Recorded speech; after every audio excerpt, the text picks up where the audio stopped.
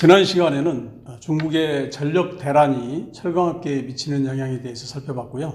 이번 시간에는 최근 핫 이슈가 되고 있죠. 헝다그룹, 중국의 부동산 시장에 대해서 살펴보도록 하겠습니다. 헝다그룹의 부채 규모라든가 금융시장에 미치는 영향에 대해서는 여러분들이 검색을 해보시면 많은 자료들이 나옵니다. 그렇지만 중국 부동산이 어떻게 발전을 했고 철강 산업과 어떤 연관성이 있고 이런 또 어떤 영향이 미칠지에 대해서는 자료가 비교적 적죠. 그래서 오늘은 중국 부동산의 발전 과정과 중국 정부가 왜 부동산을 규제를 하고 있는지, 또 헝다 사태가 왜 발생을 했고 앞으로 어떻게 처리될 것이고, 또 이것들이 철강 산업에 어떤 영향을 미치는지에 대해서 살펴보도록 하겠습니다. 자, 먼저 중국 부동산의 발전 과정입니다. 중국 부동산 관련 정책은 크게 4단계로 나눌 수가 있습니다. 첫 번째는 중화인민공화국 수립부터 개혁개방 직전까지고요. 이때는 부동산 소유와 관리를 모두 국가가 맡았습니다. 그래서 사유화는 안 됐고요. 그 다음에 직급에 따라서 주택을 무상 분배를 했고, 개인들은 이 주택을 매매하거나 양도를 할 수가 없었습니다. 개혁개방이 되면서 외국인들을 불러들였는데 이 외국인들이 토지를 어떻게 사용할 것인가, 또 주민들이 주택에 대한 수요를 어떻게 해결할 것인가가 정부 과제였습니다. 그래서 소유권은 국가가 갖고 사용권만 개인이 갖도록 하는 주택 상품화 제도를 도입했습니다. 그래서 부동산 개발 회사를 설립을 해서 일부 도시에 대해서는 시범지역으로 삼아서 판매를 했죠. 그래서 이른바 부동산 시장 초기화 단계라고 할 수 있습니다. 중국 부동산 시장의 일대 변혁이 일어난 것은 98년입니다. 그래서 그때까지 이제 무상 분배를 했었는데 이 제도를 폐지를 했죠. 그래서 이때부터는 주택 문제는 주민 스스로가 해결을 하게 했고, 또 주택 담보 대출 제도를 도입하는 등 중국 정부가 부동산 산업을 적극 육성을 했습니다. 또 마침 농촌 인구들이 대거 도시로 유입이 됐고요. 또 정부의 유동성 확대 정책, 또 해외 한머니까지 유입이 되면서 베이징이라든가 상하이라든가 이런 일선 도시를 중심으로 주택 가격이 급등하게 됐습니다. 여기에다가 이제 지방정부 입장에서 보면 토지를 팔아서 생기는 막대한 재정 수익의 원천이 되었고요. 또 성과를 승진과 연관해서 이렇게 하다가 보니까 이제 무분별한 부동산 개발이라든가 하는 이제 이런 부패라든가 하는 이런 오늘날의 중국 부동산의 중국 경제의 아킬레스건이 되었습니다. 마지막 4단계는 2005년부터 현재까지인데요. 이때 보면 규제하고 장려를 반복해서 해오고 있습니다. 그래서 대체적으로 보면 장려보다는 규제가 많았습니다. 그래서 총 13번의 규제 정책과 3번의 장려 정책이 있었는데요. 장려 정책 내용을 보면 주로 이제 부동산 개발 회사의 대출 조건을 완화한다든가, 구매자의 담보 비율을 갖다 상향 조정한다든가, 양도세를 감면한다든가 이런 게 주된 내용이고요.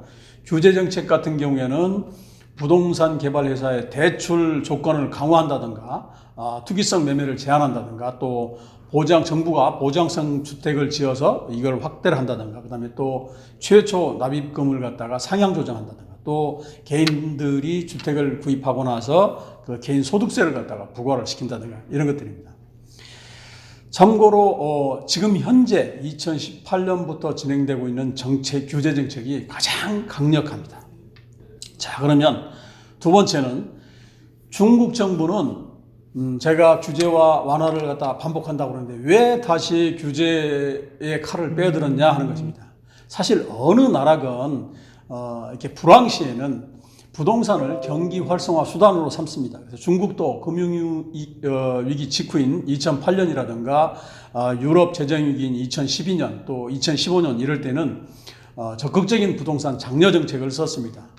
그러다 보니까 이제 주택 가격이 오르고 도시화가 되고 이런 긍정적인 면도 있었습니다만은 결과적으로 보면 긍정적인 측면보다는 부정 측면이 많았습니다. 가령 주민들이 이 부동산을 갖다 부의 축적 수단으로 이게 변질되면서 빈익빈 부익부 현상을 심화시킨 것이 대표적이죠. 그래서 작년 초 같은 경우에는 광군절, 블랙 프라이데이를 흉내내서 만든 광군절 때 이 부동산을 이 온라인 쇼핑몰에서 판매를 했는데 무려 한 개 단지가 15분 만에 완판되는 이런 사례도 있었고요. 또 이런 과정에서 부동산을 개발을 하고 판매를 하는 이런 과정에서 지방정부 공무원과 결탁을 해서 땅값을 부풀리기를 한다든가 또 과대 대출을 해준다든가 하는 부패 문제가 생겼고요. 또 과도한 대출로 이어지다 보니까 금융업체의 부동산 대출 비중이 40%가 넘는 이런 상황이 되었고요. 또 개인들 입장에서 보면 중국 사람들이 저축을 굉장히 많이 합니다. 저축이 굉장히 많이 하는데 왜 저축을 하느냐고 물으면 한결같이 대부분이 집 살려고 한다고 그래요. 그래서 지금 중국인들의 자산이 70% 정도가 부동산에 너무 지나치게 편중되어 있습니다. 그래서 결과적으로 보면 부동산이 중국 경제의 회색 코뿔소가 됐어요. 그래서 중국 정부 입장에서 보면 이러한 구조적인 문제를 지금 해결하지 않으면 어렵다라고 하는 판단이 들었던 것 같아요. 이게 규제를 하는 첫 번째 이유고요. 두 번째는 최근 들어서 중국 정부가 공산당이죠. 정확하게는 공동부유론을 주장을 하고 있습니다. 그런데 여기에 보면 공동부유론 중에서 인구 증가에 방해가 되는 이런 요인들을 갖다가 강력하게 규제하고 제어하겠다라고 하는 이런 내용들이 나옵니다. 자, 중국 정부가 사실은 부동산의 어떤 이런 문제를 갖다가 몰랐을까요? 아마 잘 알고 있죠. 그런데 다시 규제를 하려고 하면 명분이 필요하죠. 그래서 내건 명분이 뭐냐? 인구 증가에 방해가 되는 산업이나 제도를 개선하겠다는 거예요. 그래프에서 보듯이 2015년 이후에 주택가격 상승률이 평균 임금 상승률을 갖다가 초과하고 있습니다.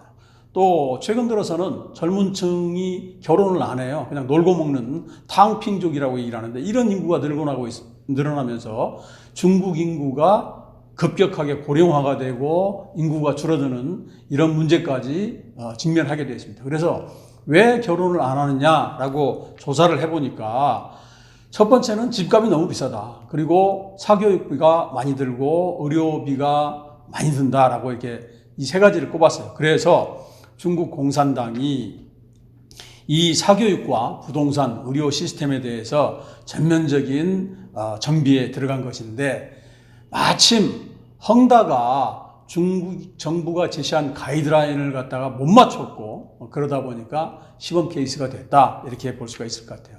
자, 그러면 지금 제가 역대 가장 강력한 규제 정책이라고 말씀을 드렸는데 내용을 간단하게 살펴보면요. 사실은 지금의 규제 정책은 2016년부터 시작된 것입니다. 그 당시에 2016년 12월에 중앙경제공작회의에서 리커창 총리가 뭐라고 그랬냐면 집은 거주하는 곳이지 투자하는 곳이 아니다 라고 얘기를 했어요. 벌써 앞으로 집값에 대해서 규제를 하겠다는 발언을 시사를 한 것이죠. 그리고 2020년 8월에는 부동산 개발 회사, 헝다와 같은 부동산 개발 회사에 대해서 세 가지 레드라인을 제시를 했습니다. 우선 부채 비율 70% 넘기지 마라. 또 순부채 비율을 100% 미만으로 해라. 또 부채 대비 현금 비율을 100% 이상으로 해라라고 가이드라인을 제시를 했고요. 같은 해 12월에는 은행보험감독원이 민간인을 대상으로 부동산 대출 비율을 옛날 70%였는데 이거를 12에서 40%로 대폭 줄여버렸습니다. 그러다 보니까 전체적으로 2019년도부터는 부동산 경기가 위축되는 모습이 확연히 드러났다 이렇게 볼 수가 있고요. 자, 그러면 이제 헝다 문제를 한번 얘기를 해보도록 하겠습니다. 우선 이제 헝다라는 회사에 대해서 간략하게 살펴볼 텐데요. 이 회사는 1997년에 설립이 됐고요. 쉬자인이라는 회장인데요. 본사가 광동성 심천입니다. 그래서 작년 기준으로 중국 내 부동산 개발업체 랭킹 3위고요. 슈자인 회장은 이미 알려진 대로 빈농 출신인데 부동산 개발로 막대한 부를 축적을 해서 텐센트의 마화탕, 그 다음에 알리바바의 마윈과 함께 2017년에는 중국의 3대 부호 반열까지 올랐고요. 이 친구가 기부도 굉장히 많이 하고요. 그런데 너무 회사를 문어발식으로 많이 벌렸습니다. 그래서 부동산 개발 회사뿐만이 아니고요. 플랫폼 회사도 있고 IT 회사도 있고 식품, 전기차, 심지어 스포츠단까지 있습니다. 그러다 보니까 좀 문어발식으로 확장을 했다는 이런 평가도 좀 받고 있고요.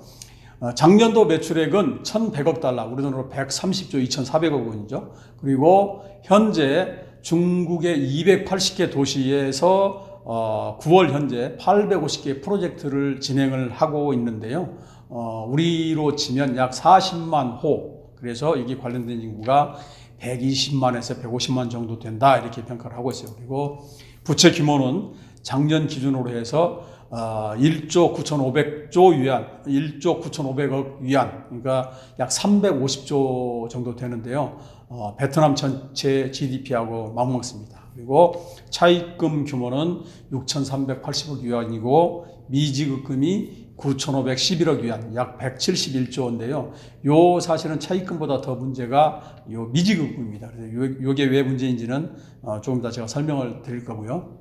자, 그러면 헝다 사태가 왜 터졌느냐?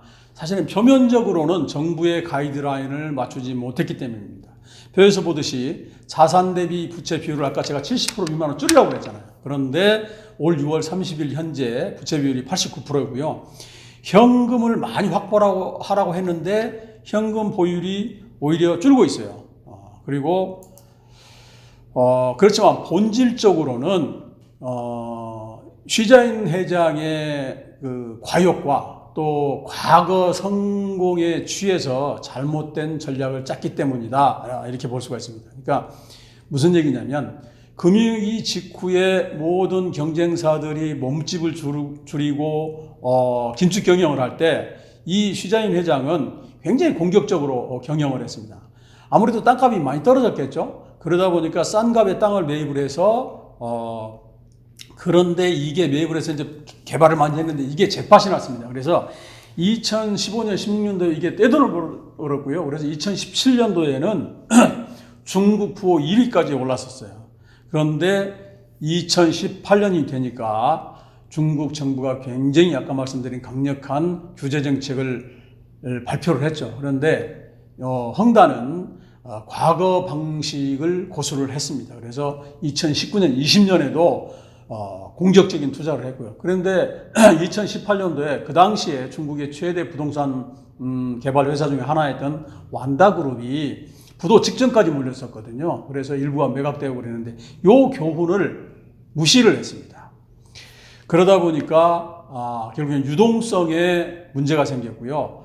이미 세계 3대 신용평가사들이죠. 무디스라든가 이렇게 피치라든가 이런 3대 신용평가사들은 7월 달에 B등급, 9월 달에는 C등급 이렇게 등급을 매겨서 사실상 파산 선고를 했습니다. 그래서 이제 남은 거는 요 중국 정부가 헝다를 어떻게 처리할 것인가인데요.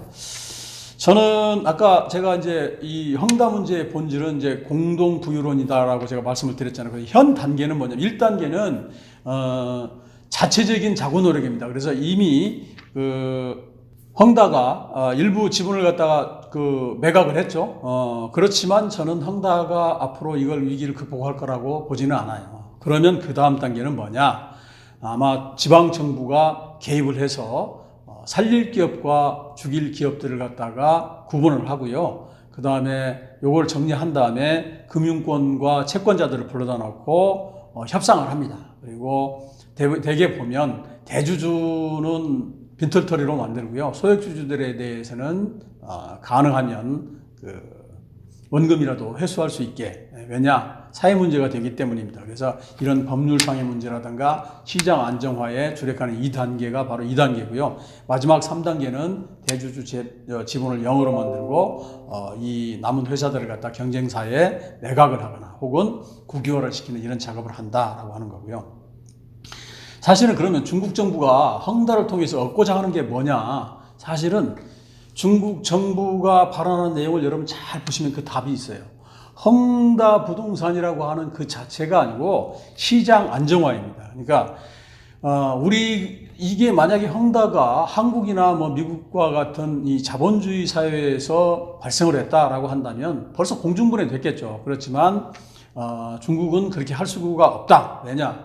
지금 현재 내수가 부진한 상황에서 우선 대중들에게 심리적인 충격을 줄 수가 있고요. 이게 단순히 대중들한테 예를 들어서 그런 거 아니에요? 내가 부동산 살려고 돈 입금 다 했는데 건설이 지금 중단된 상태거든요. 그러면 얼마나 불안하겠어요?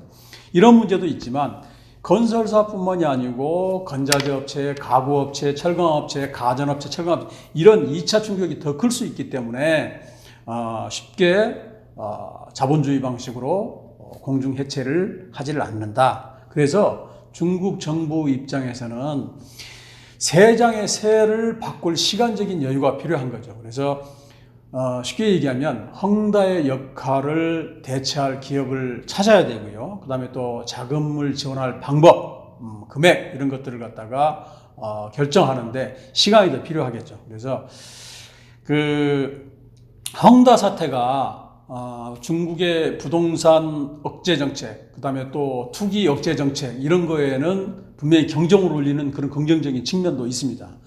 그러면 이제 다른 회사로 확대될 거냐. 그래서 서방의 어떤 경제 전문가들이 얘기하는 것처럼 중국의 부동산발 대란이 일어날 것이냐. 그래서 중국 경제가 급냉이 될 것이냐라고 하는 거 문제가 남아 있는데요. 요거에 대해서는 의견이 조금 엇갈리는 것 같아요. 전문가 의견들도 우선 확대가 안 된다라고 하는 사람들은 보면 첫 번째로 보면 자산의 헝다가 2조 원이 넘는 자산을 가지고 있고 또 개별 인민들이 아까 제가 70%가 부동산에 몰려 있다고 그랬잖아요. 그러면 부동산 경기가 침체가 되고 이런 게 연이어서 터지고 하면 자산 가격이 폭락을 하겠죠. 그러면 민심 위반이 일어난다. 요게 이제 첫 번째 이유고요. 두 번째는 2018년도 완다그룹 사태 이후에 지금 현재 헝다와 일부 싱푸 같은 화사싱푸 같은 일부 업체를 제외하고는 나머지 업체들은 요 표에서 보는 바와 같이 정부 말을 잘 들었다. 그리고 세 번째는 과거 사례로 볼 때 이게 부동산이라고 하는 게 민간하고 관련이 굉장히 깊기 때문에 주력 기업을 매각하고 제가 2, 3단계 말씀을 드렸잖아요. 그런 정리를 한 다음에 자금을 지원을 할 것이다. 이렇게 보는 시각이 있고요.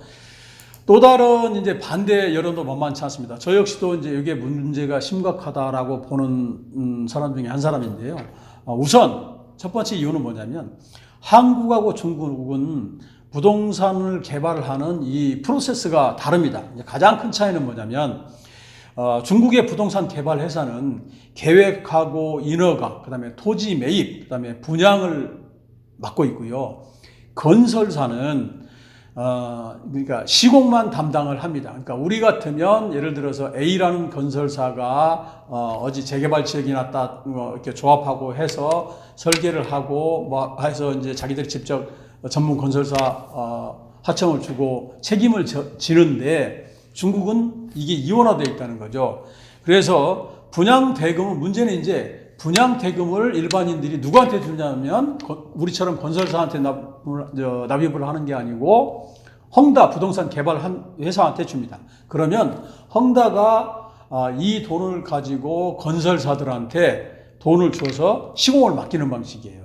그런데 지금 아까 제가 전국에 860개 공사 현장이 올스톱 됐다고 그랬잖아요. 그러니까 일반인 입장에서는 내가 평생 꿈이 집 살려고 열심히 저축해가지고 분양을 받았는데 돈 다 지급을 했는데 공사가 중단됐어요. 내가 언제 아파트 입주할 줄 모른다. 굉장히 불안하겠죠. 그리고 부동산 개발회사에 막대한 돈을 빌려준 금융권도 저거 부도나면 내 돈 떼이는 데라고 굉장히 좌불안석일 겁니다. 그리고 요게 헝다만의 문제가 아니고 중국의 부동산 개발 회사가 전부 이런 구조를 갖고 있다는 거죠. 그래서 부동산 개발 회사는 핵심은 뭐냐면 땅을 싸게 사서 빨리 분양을 해서 현금화를 시키는 게 관건인데 앞서 말씀드렸다시피 2018년도부터 중국 정부가 워낙 강력하게 부동산에 대해서 규제를 하다 보니까 대출이 괜히 압박을 굉장히 많이 받고 그러다 보니까 내가 예전에 100억을 가지고 할 수 있었던 공사가 은행 갔더니 절반밖에 안 해준다. 그럼 나머지 절반은 어떻게 해야 되겠어요? 그렇게 하다 보니까 외압표시 이렇게 달러채를 갖다가 이렇게 발행을 한다든가 심지어는 임직원들한테 1년짜리 단기 대출을 갖다가 받아오게 했어요. 개개인이. 그래서 중국의 시중 대출 금리보다도 조금 더 1, 2% 더 쳐져가지고 내가 갚아줄게라는데 그런 과정에서 지금 이 사태가 터진 겁니다. 그래서 최근에 보면 이 문제가 헝다만의 문제가 아니고 모든 부동산에서 이런 구조를 가지고 있다 보니까 연이어서 중소지금 부동산업체가 하루에 한 개꼴로 지금 터지고 있는 이런 상황입니다. 그래서 중국 정부의 방향은 부동산 가격을 안정을 시켜서 인심도 얻고 인구도 늘린다라고 하는 건데 문제는 이게 벌써 30년 넘게 이렇게 오래된 이 부패 고리라든가 이런 관행을 하루아침에 어떻게 바꾸겠어요? 그러니까 결과적으로 보면 중국 정부가 공동 부유론을 갖다가 좀 후퇴를 하든가 아니면 대출 규제를 갖다가 풀지 않는 한 부동산 부진은 오래 갈 수밖에 없다라고 하는 거고 이러한 부동산 시장의 이러한 정책이 부동산 시장의 안정이라는 긍정적인 측면에도 불구하고 지방정부 세수 감소라든가 관련 산업의 부진으로 이어질 가능성이 굉장히 크다. 저는 이렇게 보고 있습니다. 자, 다음 시간에는 앞서 제가 말씀드린 전력 대란과 부동산 사태가 철강 산업하고 어떤 관계가 있고 어떤 영향을 미치는지에 대해서 말씀을 드리도록 하겠습니다. 감사합니다.